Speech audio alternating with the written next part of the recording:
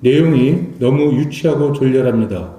5천만 국민을 대표하고 모든 국민의 대통령이 되겠다고 말씀하신 분께서 이런 글을 올리실 줄은 상상도 못했습니다. 이렇게 무한 갈라치기 하면 결국 마지막에는 누가 몇 명이나 남겠습니까? 결국 모든 국민을 적으로 돌리고 대통령 혼자 남는 파국을 초래할 뿐입니다.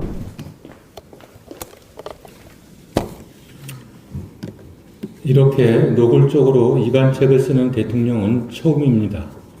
문재인 대통령님, 어제 올린 페이스북 글 즉각 내려주십시오. 직접 쓰신 게 아니라면 그런 글을 쓴 참모를 즉각 내치십시오. 내용이 너무 유치하고 졸렬합니다. 5천만 국민을 대표하고 모든 국민의 대통령이 되겠다고 말씀하신 분께서 이런 글을 올리실 줄은 상상도 못했습니다. 먼저 팩트가 틀렸습니다. 대통령의 말씀은 가짜뉴스입니다. 코로나가 어느 정도 진정됐다는 6월 말 언론 보도에 따르면 방역의 최전선에 뛰어든 자원, 의료 인력은 의사 1790명, 간호사와 간호조무사 1563명, 임상병리사 등 기타 의료진이 466명입니다. 전국의 의사 수가 10만 2,500여 명, 간호사 수가 19만 5천여 명인 점을 감안하면 1차 코로나 전장에서의 주역은 간호사만이 아닌 전 의료 인력이라고 봐야 합니다. 둘째, 방식이 너무 치졸합니다. 누가 봐도 이간책입니다.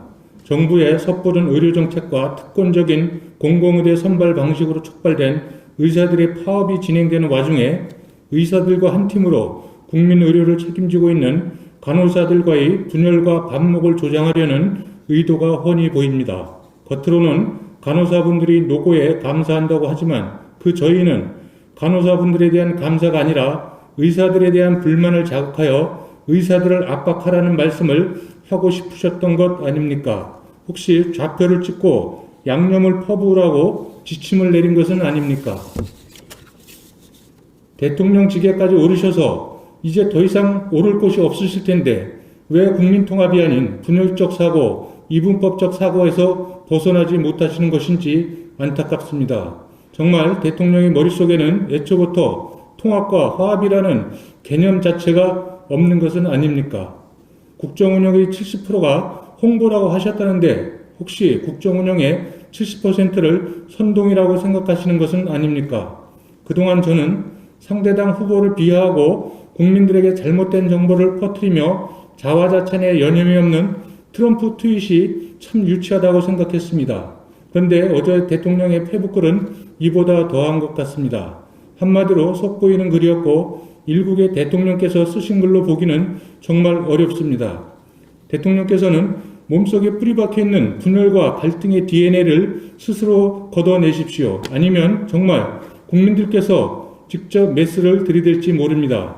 대한민국 국민 5천만을 반으로 갈라치면 2,500만이 남고 다시 반으로 갈라치면 1,250만이 남습니다. 이렇게 무한 갈라치기 하면 결국 마지막에는 누가 몇 명이나 남겠습니까? 결국 모든 국민을 적으로 돌리고 대통령 혼자 남는 파국을 초래할 뿐입니다. 늦었지만 지금이라도 페북글을 내리실 것을 강력하게 요청합니다.